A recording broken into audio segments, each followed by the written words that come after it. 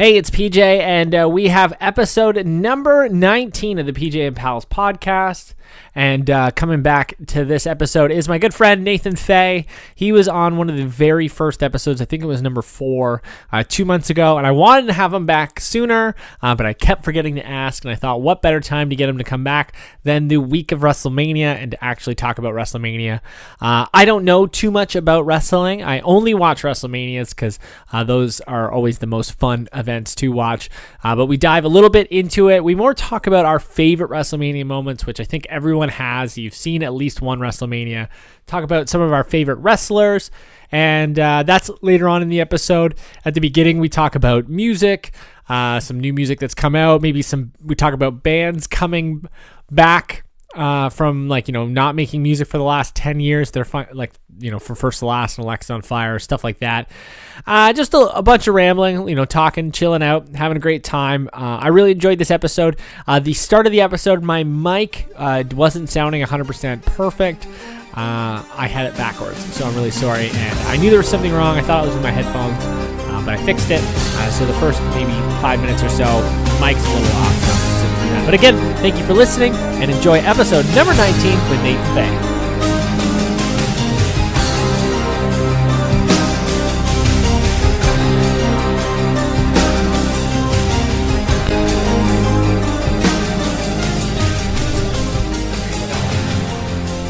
Hey, welcome back. Thank you. Yes, good to have you. I'm happy to be back. It's good to have you. Back in the old Ninja Turtle studio. Yeah. This is my my Ninja Turtle shrine area. Did I tell you I spent like $200 on a new NECA Ninja Turtle toy? So the one that you were waiting to come in? Yeah, so it's not in yet. But it's not in yet. Q2, they say, so Q2. Jesus. I see you got some new hardware out on the wall there. Which one?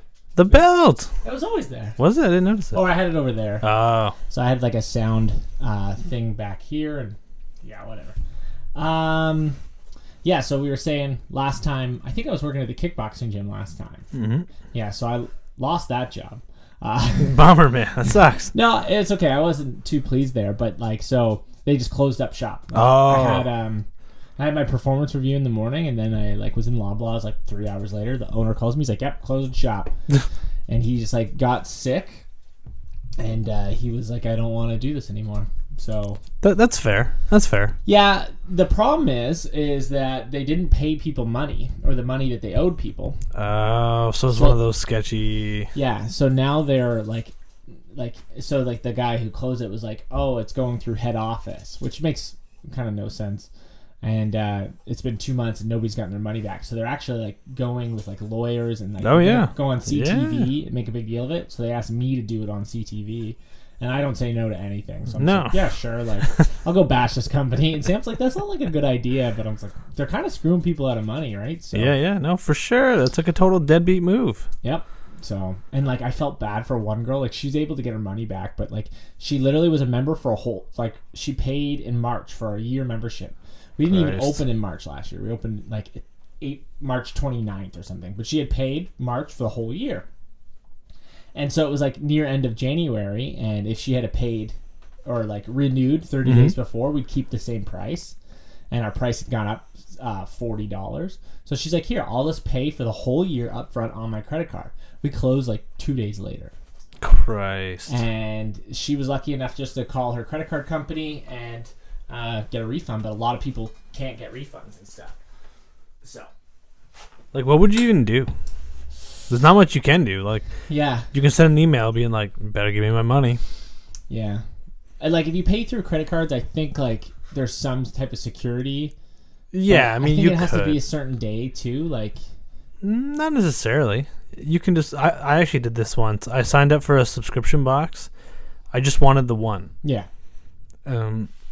And signed up for a subscription box. Not so much. I bought one subscription box. Yeah.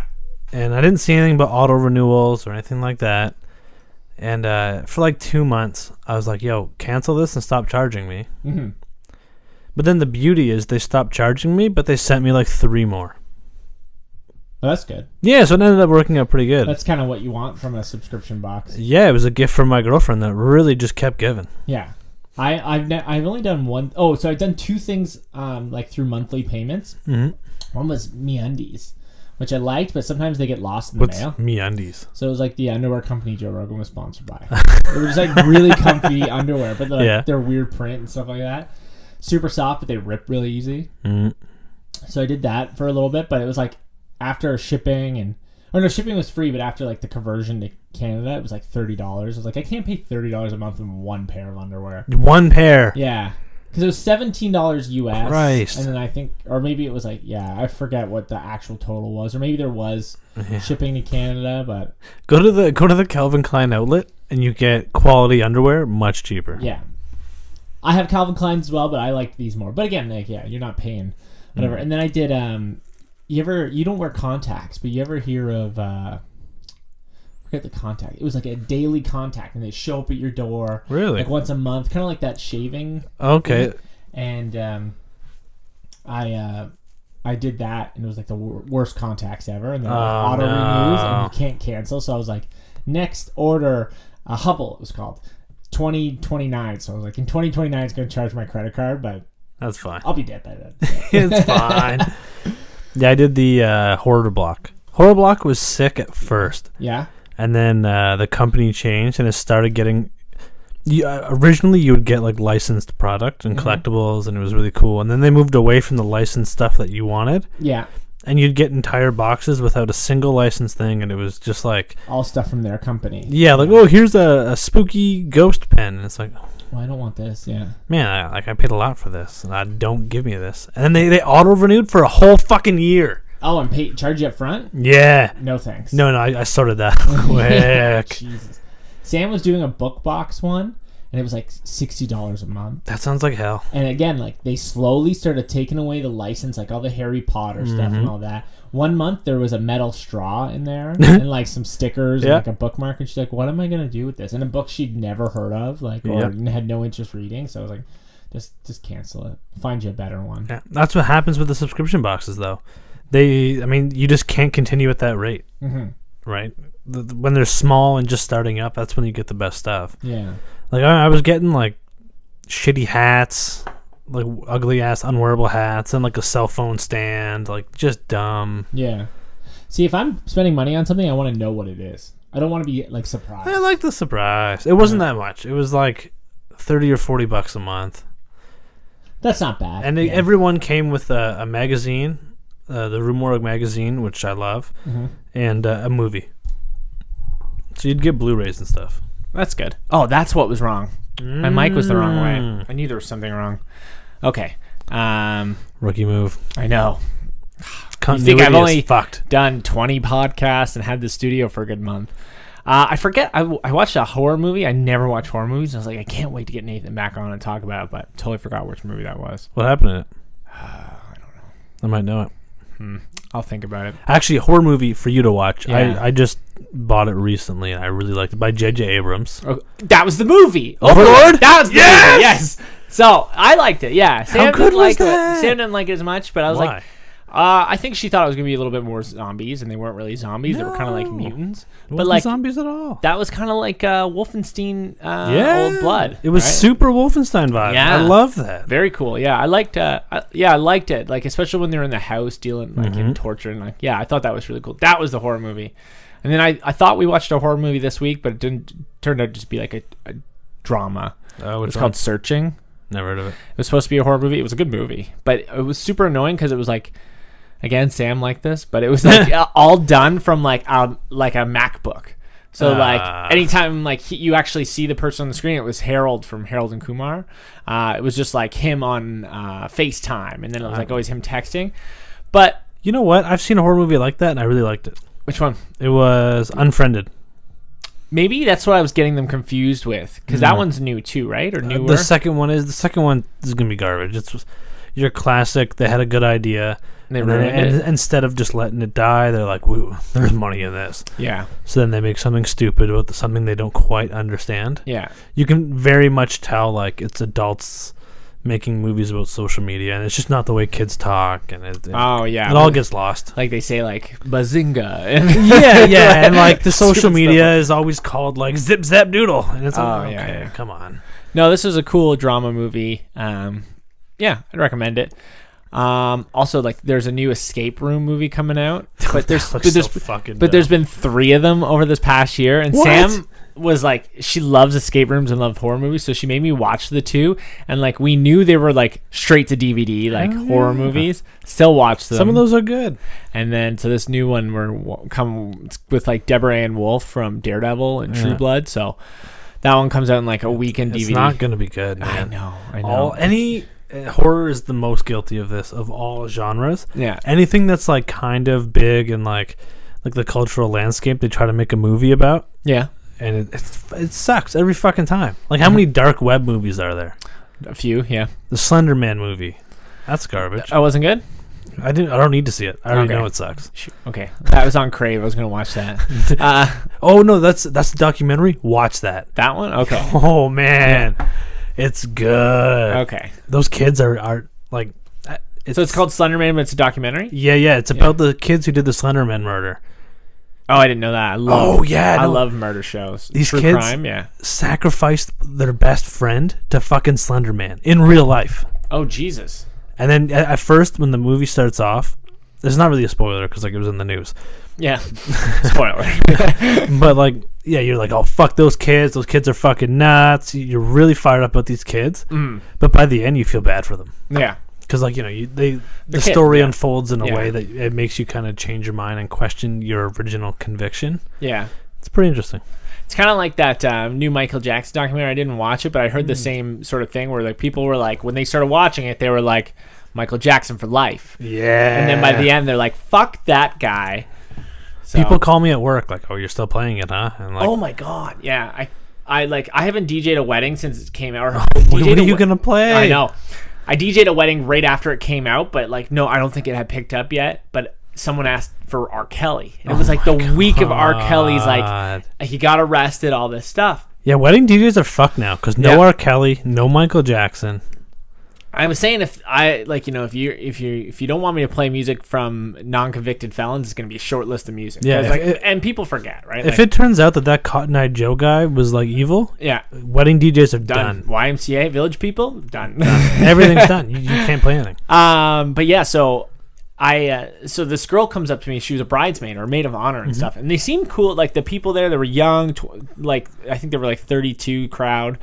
Seemed super nice, and she was like, can you play Ignition? And I literally was just like, I don't think that's a good idea. And she's like, don't worry, if anyone says anything, you tell them to come to Tammy. Well, fuck Tammy. Fucking Tammy. Because I played Ignition. One person in the middle of the whole, like, so I'm reading the room.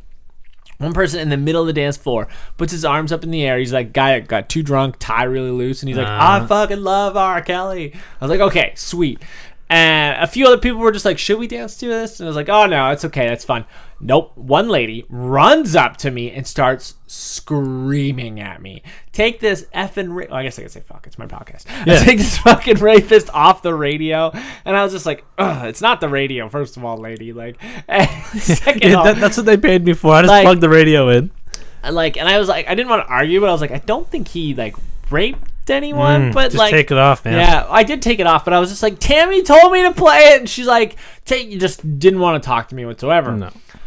Took it off, and I went to the groom, like, and I was just like, hey, like, I'm really sorry, like, like, if this girl says anything, like, it was a request, and like, the girl Tammy or whatever said like it was gonna be okay, and he was like, no, dude, put it back on, like, I don't care. And I was oh like, my god, no, like, no, man, like, I'm not gonna touch any buttons. But I was testing this girl, so I put on Michael Jackson like a few songs later, and she danced to it, loved it. I was like, all right. She hadn't seen the movie yet. Hadn't seen the doc. She's probably pissed now. Yeah, hadn't seen the doc.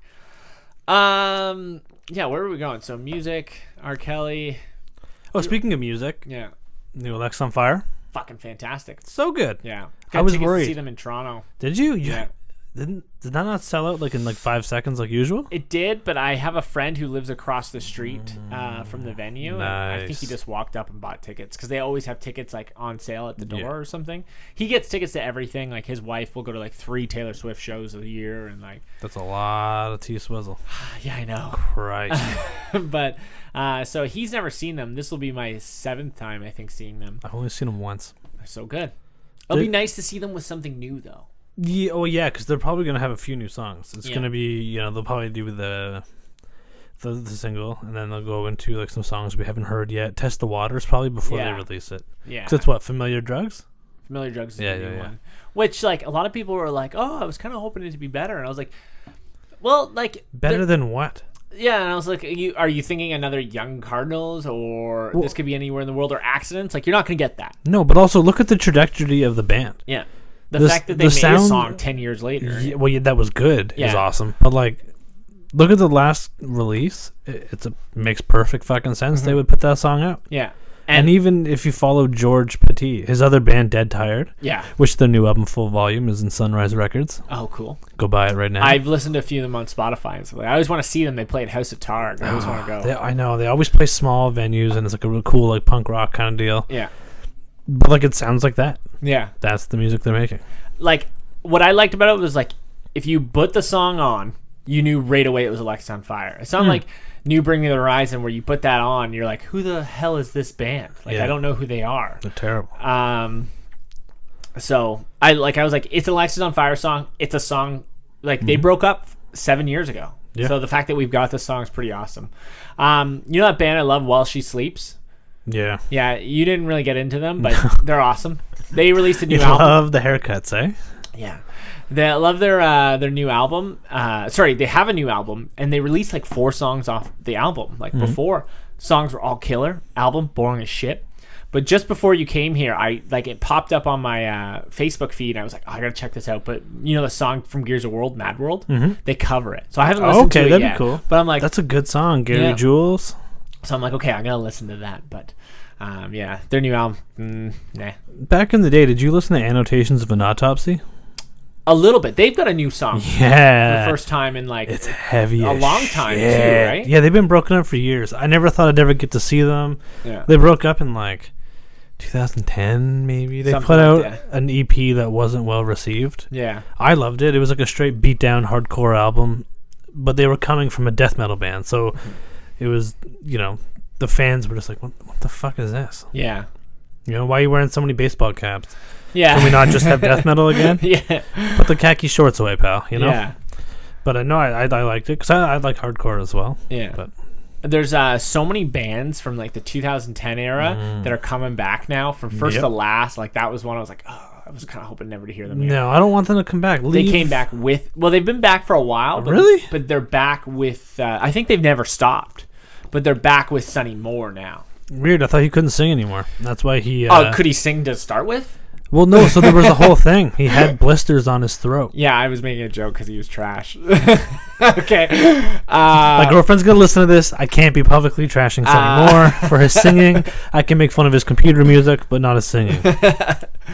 That song, Emily, may be the worst song Dude. of all time. It's literally a power chord and like 2 open chords on the high notes and like horrible singing, and women loved it. That's it. That's it. Last thing right there. I remember in like the 9th grade, all the boys would like we all bring our acoustic guitars to school, and we all like learn how to play it. Yeah. And, I remember. And then you just basically shriek the word Emily at whatever girl you're interested in at the time. Yeah.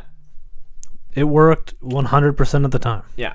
Me and my buddy Eric used to play it all the time. He sang when he would like go over the top with it. Oh, and yeah. get all mad. But I'm like, he goes over the top. You shriek, you make the crazy face. Yeah. But yeah, so a lot of bands are coming back. Like I keep seeing on Facebook, and like I think it's part of the reason is because like Panic at the Disco has a #1 song. So for does the Fall first Out time. Boy, man. Like Fall Out Boy has been they had an album about 4 years ago, which I absolutely loved. The one with Centuries on it. No love good. that album. No Uma good. Thurman. That song Uma Thurman. I'm too uptight to listen to anything that'd be on the top 40 radio. You know that. Well, that song that album I don't think was on the top 40. I think it was like some. No, that Century song was Centuries. huge. Did I ever tell you I auditioned for that music video? Did you really? I thought I usually have like I tell people. Well, yeah. This is the MMA video, right? Yeah. Yeah. They filmed it in Fort Henry, so like that's my claim to fame that I auditioned for a Fall Out Boy music video. But So Panic at the Disco, they kind of just stole, they kind of stole what Fall Out Boy kind of did with their genre. Yeah, 100%. And now Fall Out Boy is kind of like a little bit too far off. Like they're doing a lot. They're a little of, old. Yeah, but that song was like the fire up, I'm on fire. That was before Centuries. Though. Was it really? Yeah, Fuck. but that was a good song. That still feels new to me. Yeah, that was their comeback album. Yeah, that album was about 6 years ago, if not more. I'm very current. No, they have a new album where it's like really disco-y and stuff like that. Like a little too EDM-y. Cassandra listens to it. But yeah, so a lot of bands. I'm waiting for My Chemical Romance to make that comeback. It's not gonna happen. I don't want it to, but so I know the politics behind it because my girlfriend is the #1 fan. There are members of the band who I knew are you're siblings. a huge fan. Yeah. Aren't speaking to each other. Oh, okay. So it's like an Oasis thing, right? Well, kind of. There was like right? some family drama, and it's all very ugly over there. I know the fucking politics as if I'm texting them about it. You know. Yeah. Because my girlfriend, she gets investigative, like a journalist about this. So. Now, I was curious about this because me and Sam, I really enjoyed Umbrella Academy, right? Mm-hmm. And I was like, but Sam, I was telling Sam, oh, the singer from My Chemical Romance wrote this. I didn't like My Chemical Romance. I like their, Ghost of You song. Yeah, it was a good song. That was a good song, but I didn't get the whole Black Parade thing. Everyone was like, this is a big deal. I was like, this album sucks. I liked it because I was mad at my dad. Oh. Okay. That album gets better the more unstable the relationship with your parents are. Oh, fantastic. Okay, so you sound like you had it good at home, so maybe that's why you didn't like it. No, I have a terrible mother. I debate about, going to therapy just, to talk to someone about my mom and them be like, oh, yeah, you, have... You've been through it, huh? I have, yeah. Yeah, me and my mom aren't speaking at the moment. We got in a huge fight on Christmas Day. Lovely Christmas Day one. Nothing thanks, like a Mom. good Christmas Day Won't talk fight. to you for another 6 months, but whatever. So maybe I'll check out Black Parade. Also, I didn't like you know when you're a kid and you just don't like stuff because other people really like stuff. Yeah, I didn't like System of a Down for years because Me too. I didn't get it. And you listen to it at home when no one's around. Yeah. Like when I remember when BYOB came out. I didn't get that. I liked Chop Suey, but even Chop Suey, I recognized that they were good songs. Yeah. But people were so into it that it just pissed me off. Yeah. And I remember that because it was System of a Down was way bigger than Mudvayne was. Yeah. And everyone was like, System of a Down, System of a Down. I was like, but no, Mudvayne, listen to this stuff. This stuff's good.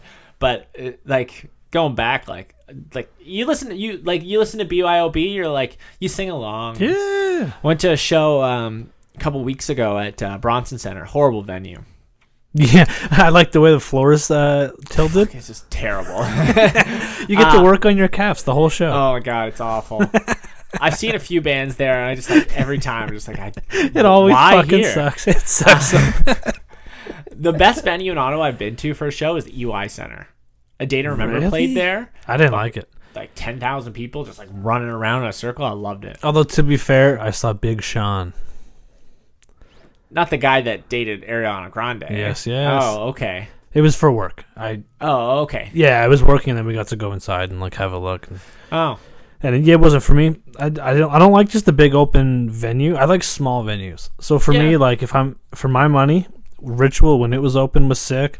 Ritual, yes. Yeah, Ritual was dope. 27 Club is dope. I saw While She Sleeps at Ritual. Yeah. And then Brass Monkey. I'm not a huge Brass Monkey fan. No, I like it. It's in a basement. Yeah.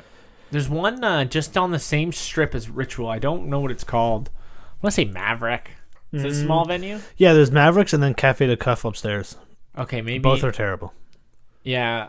Yeah, I don't remember it being a good venue, but I remember it being a venue. You need ear protection in there because it's brick walls, so the sound just fucking... I think it's called Mavericks, but Devil Wears Prada played there, so I went to that. But anyways, System of a Down came on while they were changing over the stuff. Everyone in the venue knew it, sang it as loud as they could, but it was kind of cool being I went to this hardcore show by myself, and I was just having a rough couple weeks, and I was just I just need to fucking mosh. Yeah, you and, do. I you went just by gotta myself, be belligerent. and I was sitting in the stands actually, jumping up and down, and people were looking at me who's this fucking weirdo? And I was like, I don't care.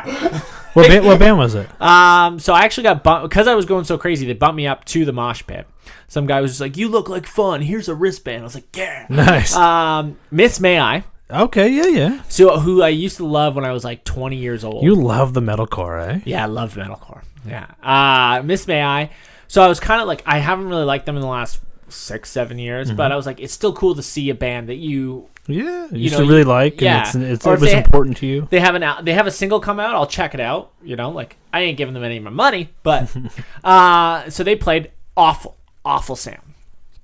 Just atrocious. Really? Yeah, like I think it was just because they were like the first band, like they just didn't. Because I saw them in Warped Tour and they like sounded good. Yeah, I was kind of depressed, and like I'm one that's really I'll never like I'll watch a terrible movie and I'll be like it was great, like, or I'll listen to a terrible song like I love it, like me, like I love Attila. This new album's fantastic. Love your party music. But yeah, it just wasn't good. And then the next band is probably my favorite hardcore band right now, Fit for a King. Yeah, they're good for sure. And so the last album was cool. I love their last album. Yeah, it was really cool. I listened to that album so much that Sam got sick of listening to it. And then the last band was a band that I always listen to, love, but I don't kind of care about. August Burns Red. Like I've always liked August Burns Red, but what it is, like I like run a lot and work out a lot. August Burns Red is the perfect running music. Really? Because it's always just breakdown after breakdown. Like there's no soft songs. You never have to hit skip. You don't have to listen to a melody. It's literally just double kick and fucking thrashing. Like other than like their song Whitewashed and stuff like that. Yeah, they've got like their. But even those songs are heavy. But yeah, you just throw on August Burns Red and bam. For me, they've always just been fine. That's the thing, yeah. Like I like them, but I don't love you. Like if it comes on, whenever you're at like a party or whatever, someone always inevitably will put on, was it called Backburner or something? Yes, yeah. Everyone loves that song, and it's cool and it's heavy. And although I saw them in Sudbury is like the scene there especially is like the most atheist fucking place ever. And they stopped their fucking show because they're a Christian. They're somehow a Christian band. Yeah, and then they start talking about God. People start booing them. They're like, "Yeah, I know, guys. I just got to do it." Yeah, no, they definitely didn't do any of that. Yeah, it was pretty awkward. The best running soundtrack though is like you just need 3 bands: Agnostic Front. That's nice for when you're not like sprinting or anything. Like when you take kind of like breaks in between your jogs, and then like Toss on Terror and Lionheart. I like Lionheart, yeah. Yeah. Lionheart is so good. That's the stuff I listen to. Yeah. Just like kind of real generic, like, usually white guy just being like, yeah, and I'm real tough. I had a real heart in my life. And I like that. Yeah. We both like metal, but we like just a different genre of it. And we both like hard stuff. Because sometimes, so I had this conversation today. So I'm working at this new job. It's like I'm working actually, I'm not supposed to say, but it's a building of importance. Yes. And I'm just changing ceiling tile and vacuuming. It's not a very exciting job. But one guy was like, "Oh, what are you listening to?" Because I had a headphone in while I was vacuuming the ceiling. And I was like, I just say metal, right? Just like keep the conversation. Yeah, because you don't want people to ask questions. I get it. And he's like, oh, I like metal. Like, what kind of bands you listen to? So I was like, I think I was listening to August Burns Red at the moment, just because I put on a just generic playlist and they were on it, and he was like, oh yeah, like I like Disturbed and pirate metal, and I was like, oh my god, like I liked Disturbed when I was 15 years old. Like even then, that's too old. I remember seeing them at like 18, and it was the same thing. Like, oh, I remember liking Disturbed, but like not like I still saw them, but like because they were open. That was when I got into Slipknot. So Slipknot played in Disturbed open. That sounds about right. Yeah. But like, and then like, so I was trying to talk to the kid. I was like, oh yeah, I really like their first 2 albums, which like came out in 2001 and 2004. And I was like, and like that Indestructible album was good, but like. And like I was trying to talk to him, and he just like had no clue what I was talking about. I was like, "But didn't you say Disturbed was your favorite band?" And he's like, "Yeah, I just, he's like, I really like Down with the Sickness." And I was like, "Fuck! Like, have you been listening to Down with the Sickness for 20 years and you're not sick of it yet? Like, come on, guy! Like, how could you get sick of that song?" And he was like, and pirate metal, and I was like, I don't know what pirate metal is. And he said, "It's terrible." He said Hailstorm, or I thought he said Hailstorm, and I was like, well, like. They're not pirate metal, but they're not good either. But he actually said Ailstorm. Yeah. So then when we were on our break, like everyone was smoking, and like I don't smoke and he doesn't smoke either. So he was like, And now this is the only time in my life where I've contemplated wanting to take up smoking. It's because he was like, "Here, listen to Ailstorm," and I was like, "Fuck, dude." It's always got like accordions and shit, and I was like, just awful, dude. Like, I don't want to listen to pirate metal. Like, that's not what I want. It's so horrible. But yeah, so it's just like he was a weird guy. I find any single time I meet someone and they say they like metal, it always ends up being that. Yeah, it's never like, oh, like I love hardcore, I go to hardcore shows. It's always like, you ever hear the band called Pantera? Yeah, it's like, no, I haven't. Yeah. Like, come on, man. I listen to Five Finger Death Punch. Oh my god, that's the worst. There's no bands heavier. So when I saw Disturbed, again, this was like over 10 years ago, I remember Five Finger Death Punch just released their first album. And that song, The Bleeding, I thought was cool. Yeah. Should we preface this by, maybe you should give a quick rundown of your tattoos? Yeah, I have a Godsmack tattoo. Do you know how many people, you tagged me in it first, and then I was tagged in it about 25 times after. Hold on, I'm going to let Leo out. Come on, buddy, you're being a dick. I'm trying to do a podcast. Get. See, he usually just lies there all quiet, but of course Nathan's here and he's got to be a devil. They have to impress me. Yeah, so I have a Godsmack tattoo, and there's that meme going around this week, and I got tagged in it quite a bit, and I deserve every bit of it. But I was 16, and I remember like my friend being like, "Hey, this guy will tattoo you in his tattoo shop for $100, even though you're underage." What a deal! And I was like, "Oh, cool! Like, what should I get?" And I was like, I was super into metal at the time, and I was like, "I'll get a mixture of my favorite album and the Godsmack logo," because like Godsmack was like the first band that like was like hard rock that got me into that. Like, you saw the Scorpion King movie. That's what it was. It wasn't even that. I think it was Straight Outta Line. I remember watching it on Much Loud or something like that. I don't remember. Yeah, so I actually keep thinking about like trying to get rid of it, but I'm like, keep it super forever, blue, man. dumb tattoo. But I was like, what if I got it like not like zapped off and then tattooed over, but again, just like, covered up. Like that's, but like just keep it, man. Like everyone has like dumb fucking tattoo, and if you don't think that you have a dumb tattoo, and you're the kind of person who has more than one tattoo, oh god, you have a dumb fucking tattoo. Yeah. And everyone does. And so like I have like a Ninja Turtle sleeve. So to this week, these guys I'm working with, like I'm like in t-shirt, and so they saw it and they were saying something. And one guy was like, "Oh, I've got a Ninja Turtle tattoo too." No, and he showed me. Yeah. Was it butt? Was it a butt? Was it just terrible? Yeah. And I love that tattoo. He was like, "Yeah, I was getting this one as like a tester to see if this guy will do my whole leg sleeve as a Ninja Turtle tattoo." And I was just like, dude, if you have to do a tester, that's not the right fucking spot. I know, it just wasn't. It just like, I see so many bad Ninja Turtle tattoos because I'm like on Ninja Turtle Facebook groups, of course. Yeah, of course. Why wouldn't you be? And not like you're not. I'm sure you're on horror Facebook groups, right? No. Wow. I was on a Godzilla one, and I left in a fucking blaze of glory. Fuck. They're bad. I debate about leaving all the time, but then once in a while, like just a little thing about like a comic, someone will sell a comic or something, and will just scoop me in. No, I fucking lost it one day. I was just tired of the mopiness and the basement dwellers, and there's so many of those. Yeah, I can't handle it. Yeah. Other people's opinions are irritating. Some people are the dumbest people in the world. I followed this new Facebook page. It's called The Casual Fan. So it's just idiots about MMA, and it's the funniest thing in the world. Like, because like it's people like, I could kick the shit out of him, like McTap her, calling Conor McGregor, and it's like, it's hilarious. Or like, this guy got beat up by a bum, and I was like, I don't think this top 5 guy in the world's a bum. Yeah. All right, bud. So that keeps me pretty. No one in UFC is a bum. Well, yeah, because CM Punk's gone, so it's fine. Yeah. CM Punk was the worst. Some guy trashed me one time because I called him, like, so this promotion in Atlanta, New Jersey. Super good promotion. A lot of guys go fight there and fight in the UFC. So this promotion got added to UFC Fight Pass, which is a huge deal. Yeah, it's huge. Next day, announced that CM Punk's their now color commentator. What's CM Punk gonna color commentate? The guy's a fucking white belt in jiu-jitsu, probably still. Just trash, right? So he's good on the mic. That's why.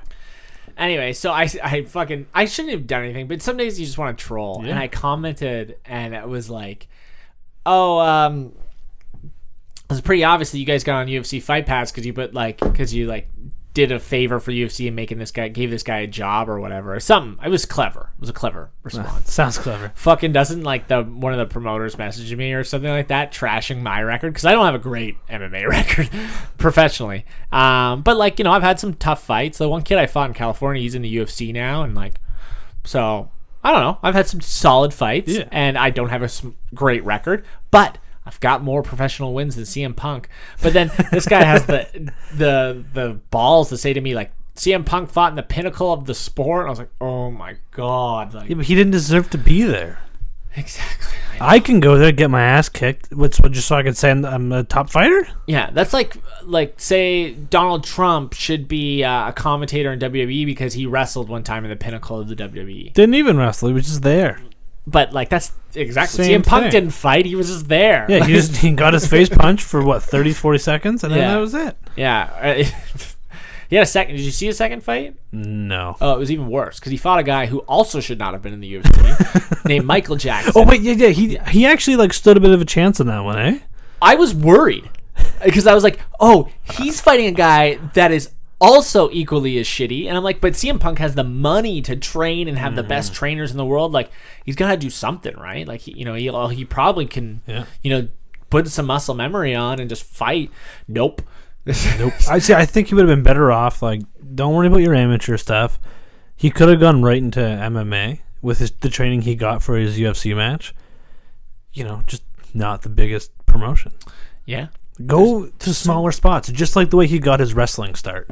Yeah, why would you skip? I get if anything in life, if you're good at something and then someone offers you a shot to be in the best thing, I play morning pickup or morning house league hockey. If someone comes to me and says, "Hey, do you want to play in the NHL tomorrow?" I'm not going to say no, right? Yeah, that's fair. Yeah, you wouldn't. I get that, but I could go play in the NHL and let in 12 goals. It'll be fine.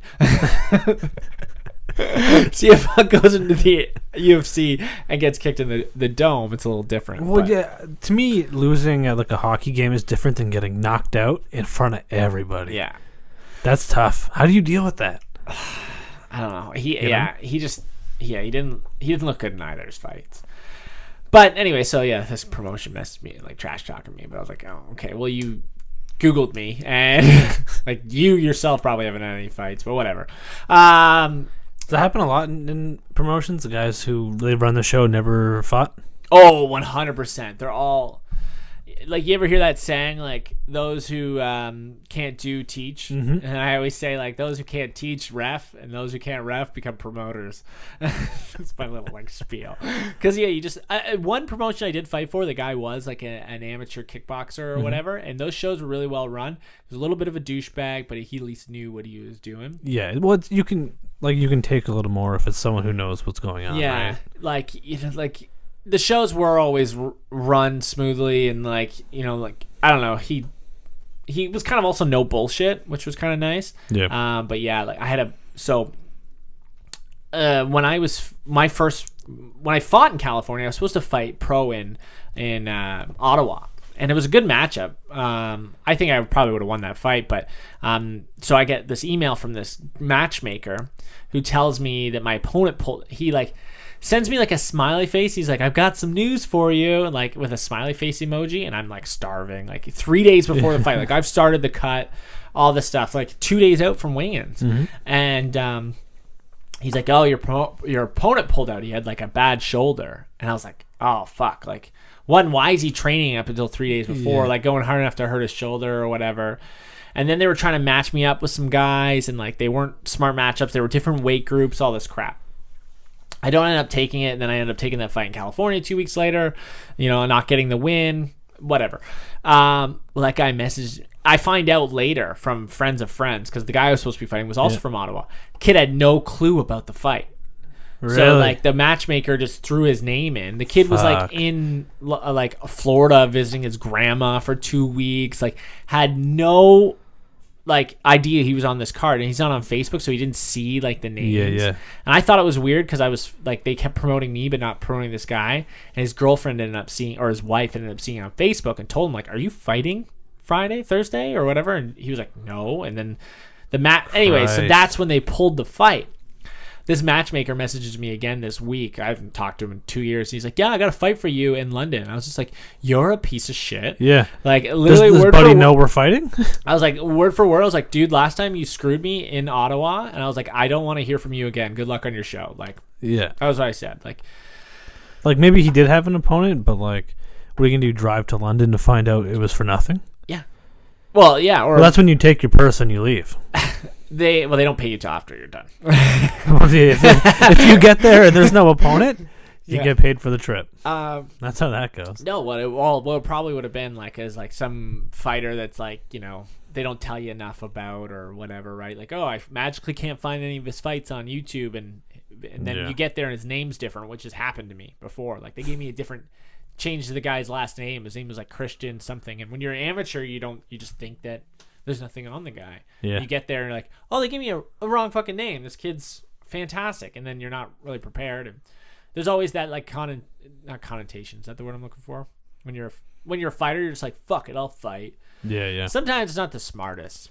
Sometimes you got to know your skills. You know? You forget that, like, or have a training camp, you know, like to develop a game plan, you know, like, cause I got a message one time to fight on less than 48 hours notice. I was like, sure, went in, fought, and won, right? Because just sometimes... Yeah, sometimes it works out. Yeah, sometimes... Yeah. Enough about MMA. I want to talk to you because Wrestlmania is next week. Yes. Next weekend? Weekend after that. Okay. It's April 7th or 8th. Okay, that's next weekend. Is it fucking really? Yeah, this is coming up. So this is going to be released next week. Okay, so yeah, April 7th. Yeah, Sunday. Wrestlmania. First time ever a women's match is headlining Wrestlemania. Yeah. Is this the first time a women's match is headlined a pay-per-view? No. Okay. So Charlotte Flair and Sasha Banks did that at Hell in a Cell in 2017, I want to say. Okay. Really solid match. This match, I'm really happy about it. You know me, I'm a big old feminist, love this shit. Yeah. But I think Charlotte Flair is unnecessary.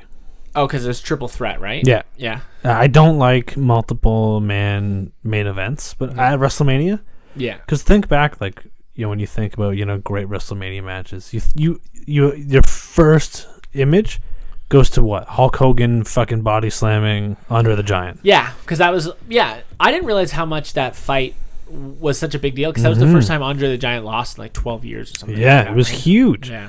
And he picked up Andre the fucking Giant. Yeah, it was the biggest thing. Apparently they called that in the ring. That wasn't planned.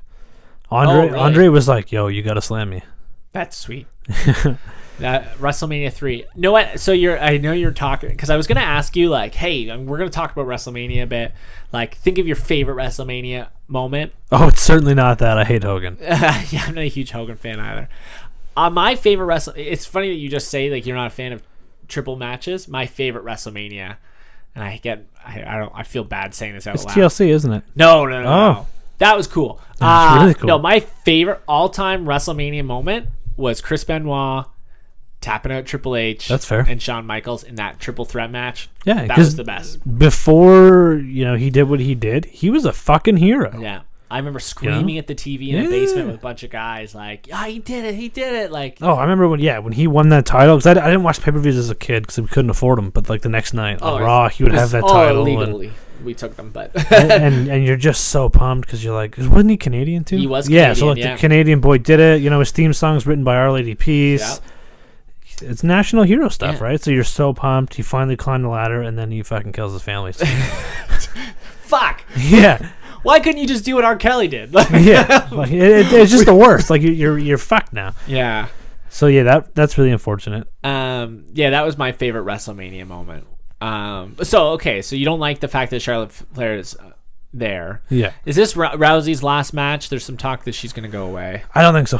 Yeah. Okay. So people have been saying that since the day she showed up. Yeah. That she's got one more and she's done. One more and she's done. One more and she's done.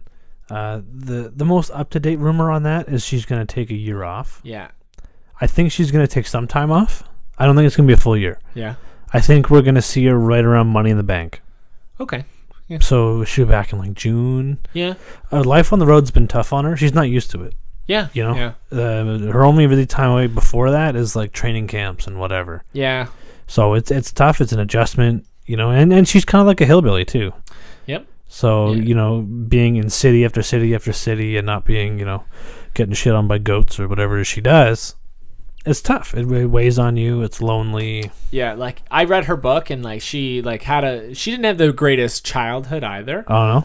So I didn't read her book yet. I keep meaning to. It's funny when you read it because the very last like page or so, she talks about how Dana White told her not to write a book yet because there's so much more she's going to accomplish. I know, she made a good call. And she hadn't lost at that point. And like she talks about like how she's just going to go undefeated in the UFC and stuff. And I think she won like another fight after the book, or two maybe, which were some of her probably. I think the fight after the book was like probably one of her most impressive physical wins. Like I think it was her first knockout or whatever, and then she got knocked out and then she went into hiding and all that crap. Dude, I get it, man. Honestly, like people, you know, they make fun of her for going into hiding and whatever. Yeah. Dude, I get it, man. She talked a lot of shit and got kicked in the face. Yeah, but like even then, even if she didn't talk shit, yeah, she was undefeated. She's fucking Ronda Rousey. Yeah. And she just got annihilated. Mm-hmm. I totally understand why you would hide your head. Yeah. But like in her book, she like her father committed suicide, and you know, she lived in Montreal for a good chunk of time just because like she was so good at judo. Like she had to go to these like judo camps, and she was doing judo twice a day and didn't know how to eat food. Not didn't know how to eat food, but like she was a bigger girl, like, and so she'd starve herself. Like that was back when you thought like don't eat calories to make weight. So I think she'd eat like half a piece of toast with Nutella and do judo for 5 hours, and like that's not good for the body. No, like run a deficit, but not. Yeah, and then like, you know, she gets done with the Olympics. You don't make money going to the Olympics. No. She made something like $15,000 for getting a bronze medal, and then she was living in her car waitressing. Yeah. So tough life, and then, you know, her star fandom UFC gets huge, and you know, so she was very active UFC fighter. I think she fought 3 times a year, which is a lot for champs, and then lost, and now I'm sure the WWE isn't an easy schedule. No, it's brutal. Yeah. Like, you know, you see it all the time. People quit because they can't handle it. Yeah. Like you see it in NXT. They recruit guys right out of the NFL. Yeah. And then they quit in 2 months because they're like, this is fucking insanity. Yeah. I'm getting beat up all goddamn day. Yeah. And what, I got to drive 4 or 5 hours every night? Fuck that. Yeah. Which I get. That's tough. Yeah. You know, it's like being in a band, kind of. And it's not like they're not making a heck of a lot of money, are they? No. Like, and once you get to WWE, you start making more like the main roster. Yeah.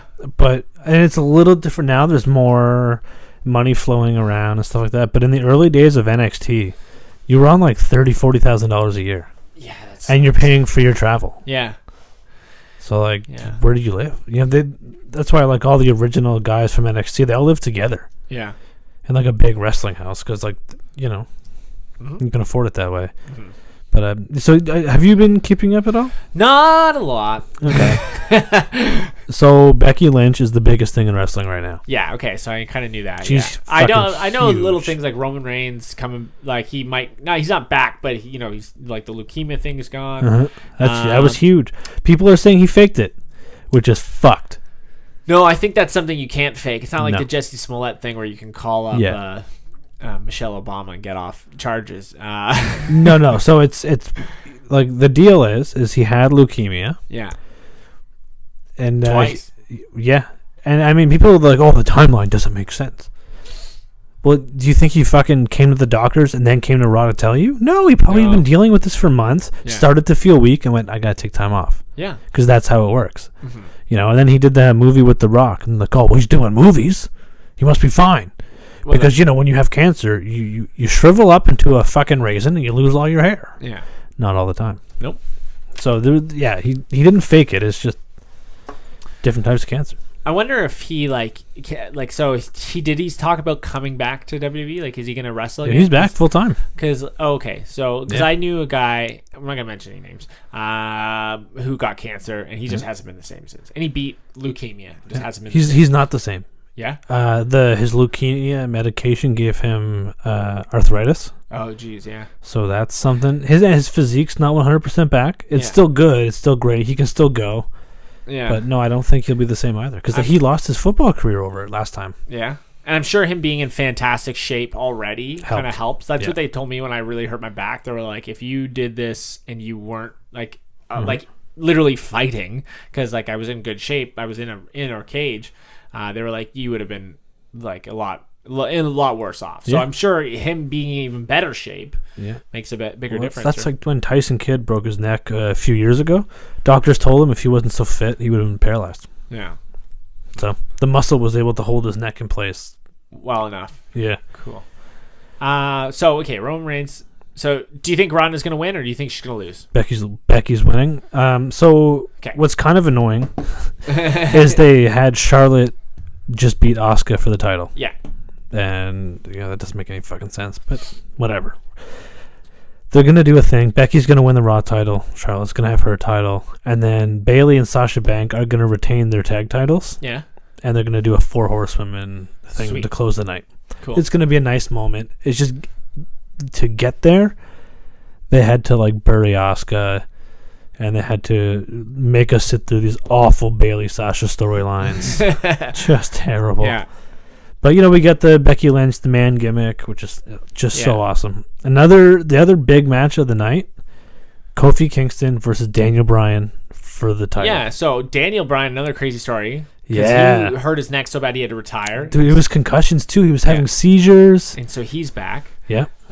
Did he say like why he came back, or like how? Yeah. Is it like was it CBD oil like everyone else is saying, or he just got cleared? I think what happened was they retired him basically to avoid another Chris Benoit.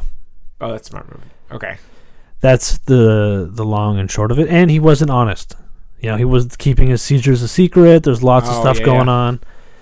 And so they retired time we were here, him. we talked about the wooden. He just got that belt, and he won. He switched it to the wooden belt, which was awesome. So is it still wooden? Yeah, yeah. So the gimmick's going great. I love Kofi Kingston. So what's funny, man, because like before Elimination Chamber, if you said, "Oh yeah, Kofi's has a shot at the title," because he's been a B WWE superstar for 10 years. Well, that's the whole storyline. They're calling him a B+ player. And he's going through these like nasty gauntlet matches, and the crowd's behind him. I'm behind him. Yeah. I don't even like the New Day, but I'm like, fuck Kofi, like let's go. Yeah. Legitimately wanting him to win the title now. Yeah.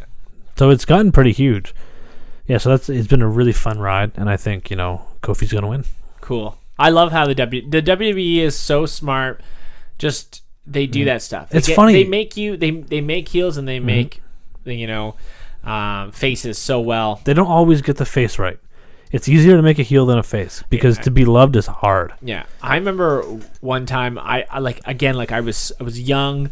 I might have been 12 or 13, and I was so invested in hating this heel. Yeah. And I remember and I knew wrestling was fake, but I still hated this guy. Yeah, hell yeah, you do. And my grandpa was just like, they're so I remember him saying, he was like, WWE is so smart. They know exactly what they're doing. Because it was right after 9/11. So it was about a year or two after 9/11. I think and I they know brought what you're talking about. like a Pakistani guy. Yeah. And he had a manager. Dude, that fucked his whole career, man. Yeah, because he hasn't. Because you could play your one and done, right? Well, they forced him to do that gimmick. Yeah, which I'm sure he didn't want to do. He was terribly offended, but he didn't have a fucking choice. This is his dream to work in WWE, so he did the gimmick, and then his name, his it's Daivari something, something Daivari. His brother's like in WWE now, doing okay, but.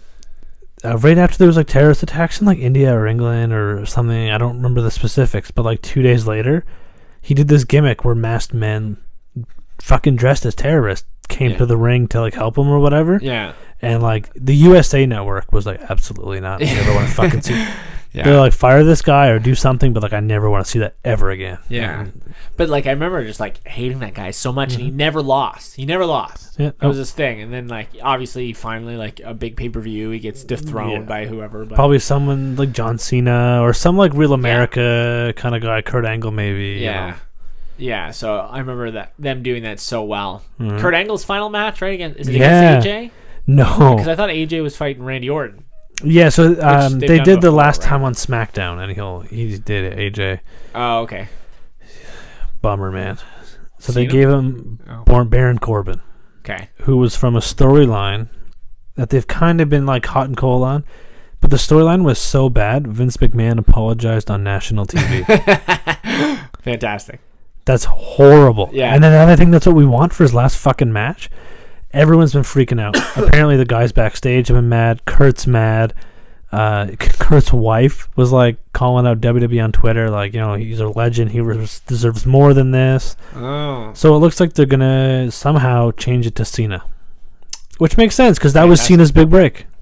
Cena was part of so Cena wrestled him a bunch of times, right? Yeah, Cena. I remember that. And Cena's debut was like when he was like, I have ruthless aggression, and then he punched Kurt Angle in the face. Yeah, and he didn't he have to beat Shelton Benjamin and that other guy to get to Kurt or something like that? Something, yeah. And I remember he lost those matches. Like, it's weird that you can just remember some WWE storylines so well, but he lost those matches, but he proved that he had heart. Yeah, it was like something like that. Like, my favorite match of all time was Jeff Hardy and Undertaker. Jeff I knew you were going to say that. Jeff loses in that ladder match, but he showed Undertaker he had heart.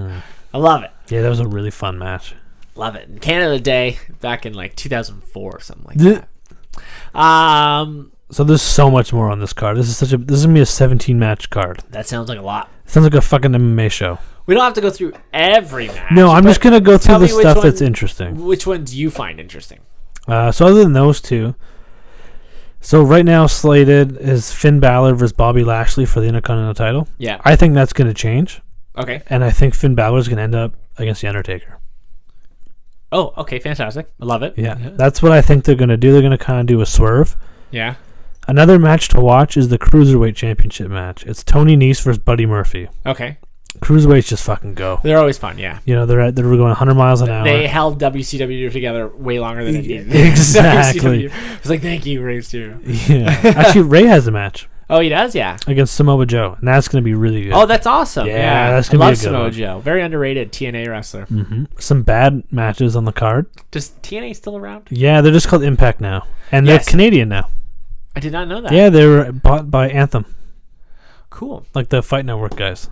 Cool. Yeah, it's a really great product. Oh, yeah, I knew it. Okay, yeah. Honestly, Impact is... Yeah, I remember like I was going to see one in of the Ottawa. best It was shows. fun. Yeah, we had a really good time. Yeah, it was fun. It's gotten better than that even now. Yeah? Awesome. Good for them. So they have Shane McMahon versus The Miz. Shane and The Miz, always fun to watch. Okay. So it's a false count anywhere. Yeah. So they're going to punch Shane's each gonna jump other. off of something. That's it. Yeah. Shane's going to jump, and that'll be the match. Yeah. Randy Orton versus AJ Styles is going to be boring as hell. Yeah? Randy Orton hasn't done anything interesting in years. Okay. Roman versus Drew McIntyre. So Roman is he's actually wrestling back. Mm-hmm. Okay, cool. It's I think this is a great first match back for him because it's not for any titles. Yeah, so it's just that was the complaint last time was he was always in the title picture. Yeah. It's gonna be fun. And there's the women's tag team championship match: Sasha and Bayley versus Nia Jax, Tamina Snuka, Beth Phoenix, and Natalya. Beth Phoenix is coming back. Oh, sweet! Yeah, I like her. So that's gonna be. She's rusty as hell. Yeah. But being out of the ring for 7 years will do that to you. Yeah. Brock is who? So Brock's fighting Seth Rollins, and he's showing up for the first time in 6 months. Yeah.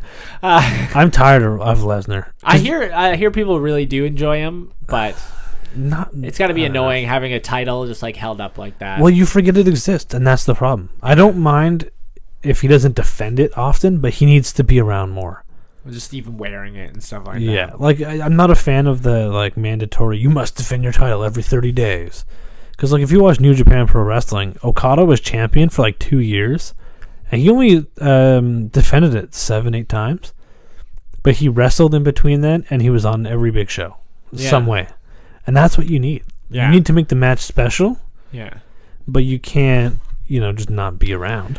Wonder if I don't know if you don't follow the UFC circuit so much, but there's so many rumblings that Brock's coming back.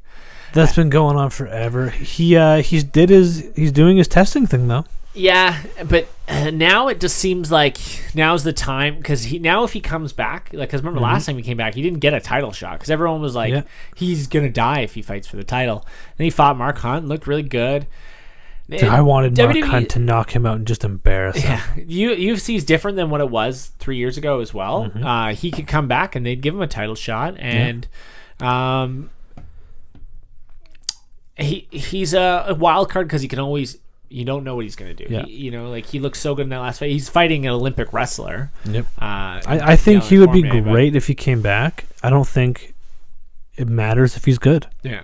It's exciting. People, they like MMA fans, you see it all the time, like, oh, wrestling's fake, it's shitty. But, like, it's exciting. Yeah. You know?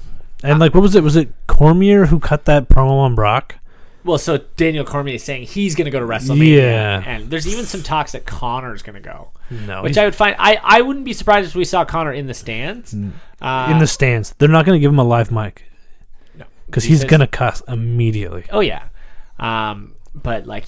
Because he retired, which is so weird because there were so many talks about him fighting in July, and then all of a sudden I think he's thrown a hissy fit and just... Those allegations that came out against him.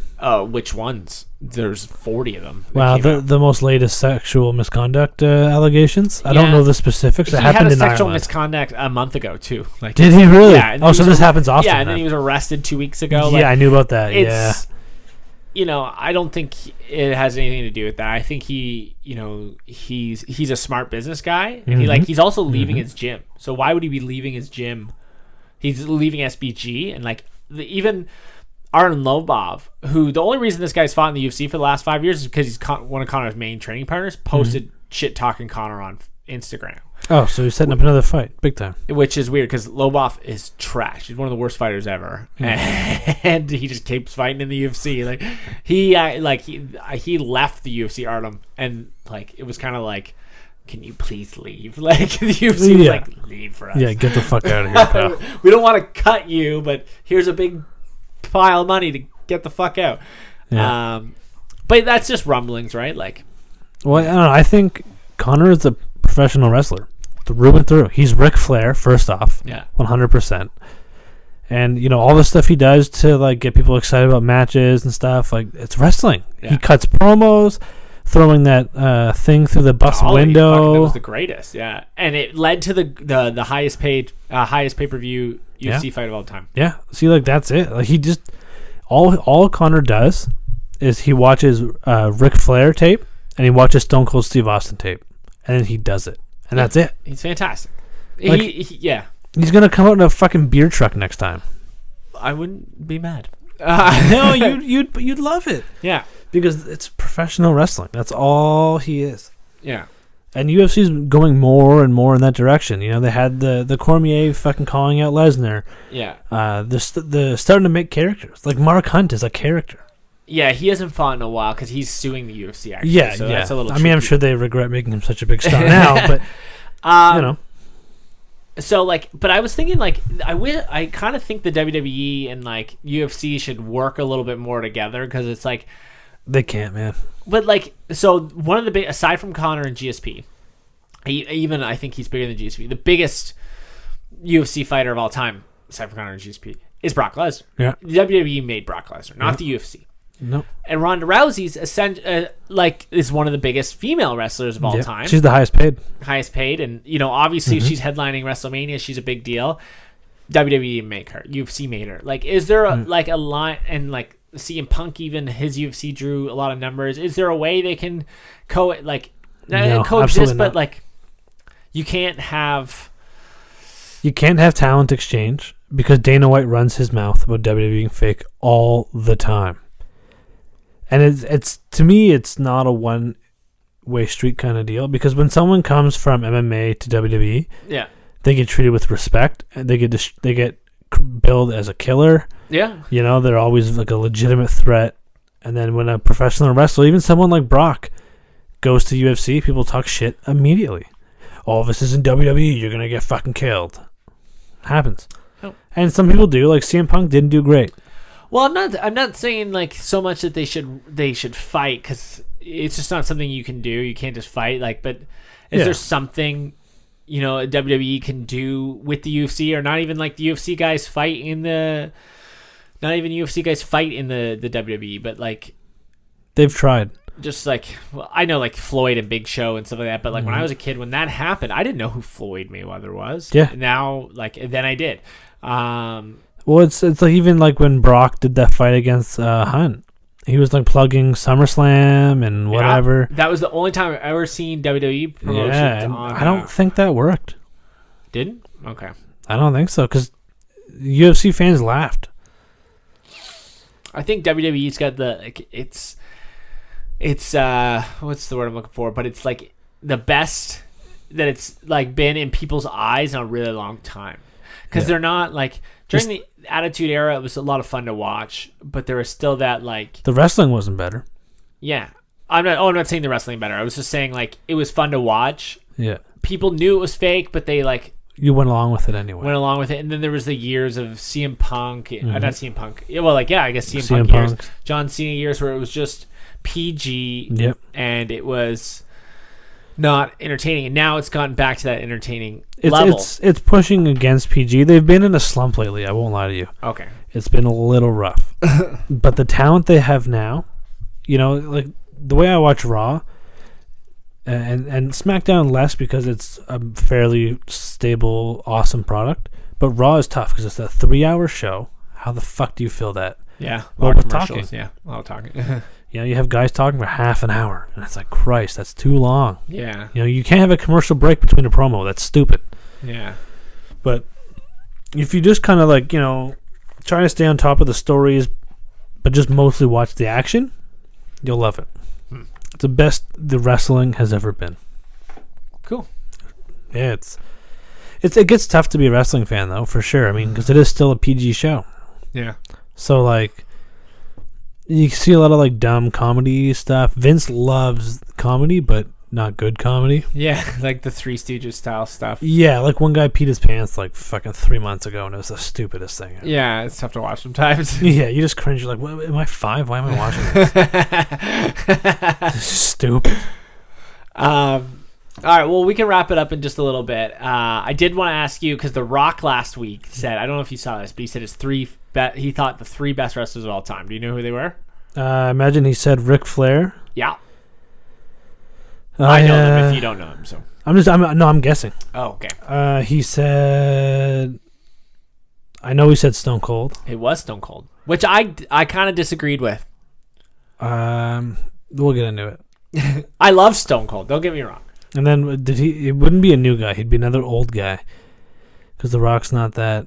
I mean, unless he said Roman Reigns, but I doubt it. No. Who was it? Hulk Hogan. Yeah, he would. He would say fucking Hulk Hogan. I disagreed. The reason why I don't think Stone Cold is one of the greatest wrestlers of all time, not that I don't love him. Yeah. Not that I don't think he's top 5, but I think there's no, like, what made Stone Cold so great is what made The Rock so great, was each other. Yeah, those matches. That's fair. The 5 stunners, 3 rock bottoms, the Survivor Series, the WrestleManias. How many times did they wrestle? Like, every time it was amazing. I think they made each other. But like the way I take it to me, yeah, is I'm like, it's tough because with Stone Cold, there's 2 Stone Colds before and after neck injury. Yeah. So if you watch ECW Stone Cold with hair, yeah, like his work rate is top notch. Yeah. And we didn't get to see that as much in WWE because he broke his fucking neck. Yeah. Like pretty soon after the like 97 big push kind of deal, or 96 maybe. So like, you don't really get towards the end. Like, he was just a character, and that's what people loved. Yeah. And that's what The Rock is talking about, is characters. Because Hulk Hogan can't fucking wrestle at all. Ric Flair is the only one of the 3 who is as good on the mic as he is in the ring. I love Flair. Yeah, to me, Flair is the best of all time. So, I was going to ask you what your top 3 was. Flair is on there? Yeah, Mick Foley's on there. Oh, okay, awesome, yeah. Because what he did was fucking wild. He's not a wrestler for the time. Yeah. He's fat, he's ugly, but he destroyed his body enough that people loved him. And I respect the hell out of that. I love hardcore wrestling. Foley's God. Mm-hmm. And then the 3rd best, I'm going to go current. Okay. AJ Styles. Oh, okay. Fantastic. I love AJ Styles. Yeah. Because I grew up watching TNA and stuff like that. Mm-hmm. Well, not that I didn't. Like, when WWE went hardcore into the entertainment, the Spirit Squad and stuff, like, I remember watching TNA and be like, this is wrestling. This is what it is. So I love AJ Styles. I think for the top 3, Flair. Yeah, of course. How do you not say Flair? I think in 20 years from now, we'll say John Cena. I think you could say it now. That's fine. I'm not a fan of his. Yeah, but he's got more titles than... Doesn't he have technically more titles than Ric Flair? No, because technically Ric Flair's titles are like in the 50s. It's fucking ridiculous. Oh, okay. It's unreal, man. Undertaker? Oh, yeah. Yeah, just like, there's two different takers. There's the American Badass, and then there's, the Undertaker. Well, there's like before and after, because even after the American Badass, and he was just like, I'm the dead man, and he just wore like the singlet and leather pants and the long coat. Which he still looked like, yeah. But like his matches with HBK at WrestleMania are one of the best, I think HBK can be up there in the top 10 too. I was never a fan of his. He was fun to watch, man. Looking back, he was fine, but nothing draws me to him. And I think the Triple H. I think you got to throw him up there. I think he's boring, man. Oh, I love him. Again, he's old now, but like I always have. Just my like whole life. He's iconic, man. Like he's held the title how many times? He held it for a really long time. Like he started Evolution. He's part of DX. He has the best stables. I'll give him that. Yeah, like he always finds a way to get into the best group of guys. But you see that pedigree coming. You're like, yeah, he's got the best entrance. Like I think he's one of the best. Like I get why you would say that. I just never liked him. I get it. That's all. I think you could. There's so many more people who belong in that top three. Who you could easily say. You could say The Rock. You could say fucking the Dudley Boys, Edge and Christian. Yeah. The Hardys. They'd fit in there and they'd make total sense. Yeah. You could even argue for current guys. Like you could say Seth Rollins, and no one could fight you on that. He's fantastic. Yeah. No, I'm not saying you couldn't, or I think even it's always one of those things because you always argue like. For the time, you're like, they never compete to what they were, right? Like everyone's like, LeBron's not as good as Michael Jordan, but it's like, well, LeBron's pretty damn good, even though he's not making the playoffs this year. Or people say like Wayne Gretzky isn't as good as Ovechkin for goal scoring, but because of different eras. So you're always gonna like say the old guys were better because it's settled. Like absolutely, 10 years from now, you forget the droughts. Yeah, right. Like so, I'm a big Liverpool fan. And, you have guys in the past like Steven Gerrard who are just fucking scoring goals all goddamn day. Yeah. He had droughts in his career, absolutely. So now currently there's a guy, his name is Mohamed Salah. Last year set the fucking record for most goals in a season. He's not the Egyptian guy, is he? Yeah, he is. Okay, yeah, okay. And then this year he's got just under 20 goals. Still tied for first most goals. People don't think it's a lot, yeah. And people are like, oh, he fucking sucks this year, one season wonder. Yeah. And it's like... Okay, you can't say that about him and then, suck Gerard's dick all goddamn day. Because he had off seasons too. Yeah. He had seasons where he was injured the whole fucking time. Like, you can't. Yeah. That's just the way it is. You try not to listen to the internet. No, I hate the internet. I hate it so much. Let's wrap it up. We'll definitely get you to come back because we got to talk about Godzilla another day. Oh, but we got to do a whole podcast on Godzilla. It's fucking start to finish. Nothing else, just Godzilla. I'm pumped for that movie. I remember seeing it in theaters, the trailer for it in theaters last week going like, what a time to be alive. Holy shit. Like there's a little girl sitting next to me like, dude, it's I'm going to cry in the movie. It's going to be fantastic. Just a teaser for it. Okay. I was so into Godzilla as a child, and this is before I could use a computer on my own. My dad used to have to Google stuff for me. Yeah. And when we signed on to dial-up, it makes that noise. Yeah. And I said, Dad, why does that make that noise? And he was so tired of looking at Godzilla web pages. He looks me dead in the eye and goes, because you go on too many Godzilla websites. Fantastic. Made me think I broke the computer. Awesome. That'll be the title for the episode. You go on too many Godzilla websites. Yeah. Okay. Last thing. Because we mentioned a little bit, what's your favorite WrestleMania moment ever? My favorite WrestleMania moment? Doesn't have to be most iconic. You don't have to say Hogan Slam. It's not going to be. It's all of last WrestleMania because I was there. Oh, yes, you did go. Yes. Okay. I saw Asuka's streak end. I watched Undertaker squash John Cena. Yeah. Okay. I'll get that's good enough answer for me. Thank you for coming on, bud. No problem, man.